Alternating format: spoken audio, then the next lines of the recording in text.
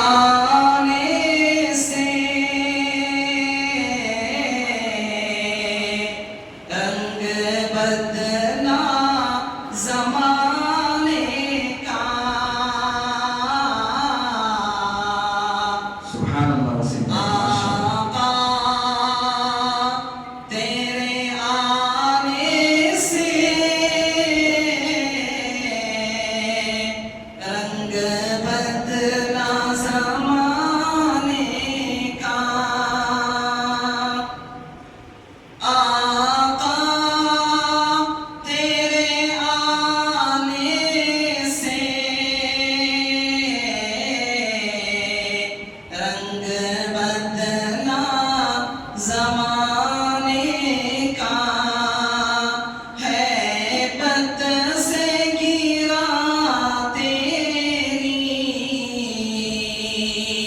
ہر بت بت خانے کا آقا تیرے آنے سے رنگ بدلا زمانے کا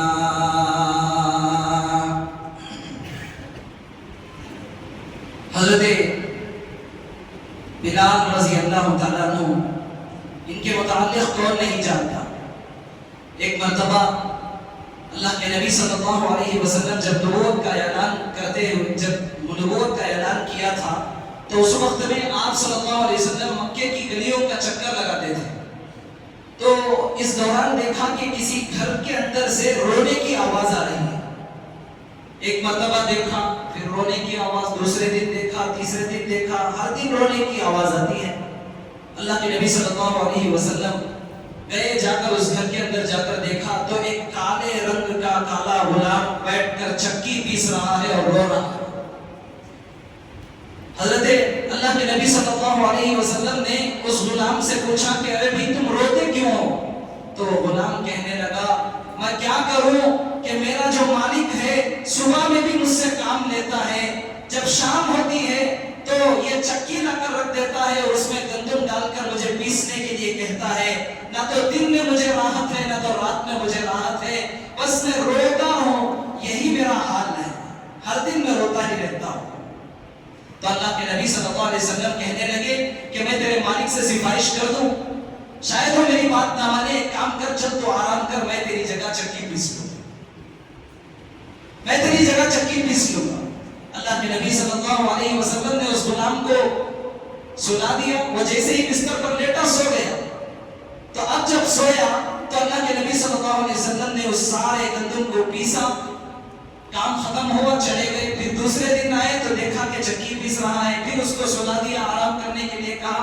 پھر اللہ کے نبی پیستے رہے. لگاتار 3 دن اس طریقے سے کیا. جب چوتھے دن اللہ کے نبی صلی اللہ علیہ وسلم گھر کے اندر گئے تو وہ غلام پوچھ لیا کہ ارے بھائی سب سے پہلے بتاؤ کہ تم کون ہو؟ تم نام وحانا میری کیوں مدد کر رہے ہو؟ ہماری تو کوئی سنتا نہیں ہے، غلاموں کا کوئی پوچھنے والا نہیں ہے. تم میری بات میرے اس کام میں میرا ہاتھ کیوں بٹا رہے ہو؟ تو اللہ کے نبی صلی اللہ علیہ وسلم کہنے لگے کہ تم نے مکے میں محمد کا نام سنا ہے؟ تو وہ غلام کہنے لگا ہاں میں نے سنا ہے، بتاؤ کیا ہے، بتاؤ کیا ہے. اللہ کے نبی صلی اللہ علیہ وسلم کہنے لگے کہ میں ہی محمد ہوں. صلی اللہ. تو وہ آنکھوں سے روتا ہوا، اشکبار ہوتا ہوا اللہ کے نبی صلی اللہ علیہ وسلم سے چمٹ گیا. اور یہ زمانہ وہ آیا کہ یہی وہ غلام مصیبتوں کو طے کرتے کرتے کرتے کرتے ایک مقام وہ آیا کہ بلال حبشی کے نام سے مشہور. تو شاعر کہتا ہے تپتی ہوئی ریتوں پر پڑھے کلمہ بلال تیرا. تپتی ہوئی ریتوں پر پڑھے کلمہ بلال تیرا.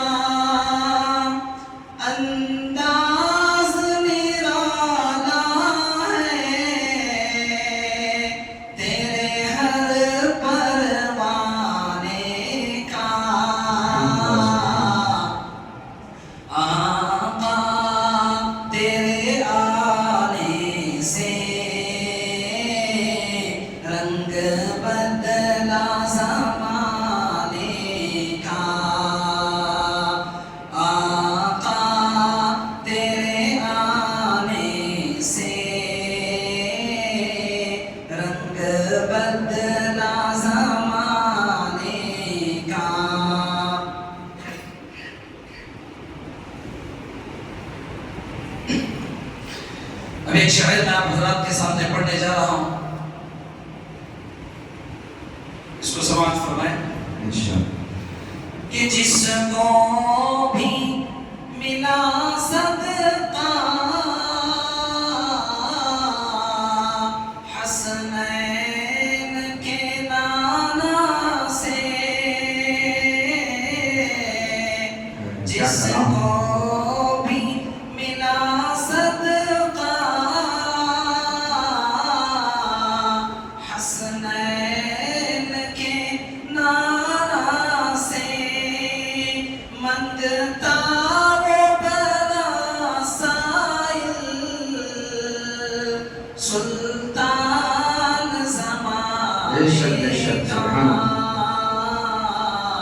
آقا تیرے آنے سے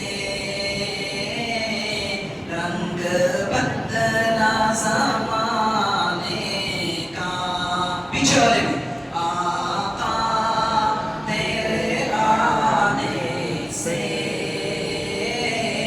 رنگ بدلا زمانے کا۔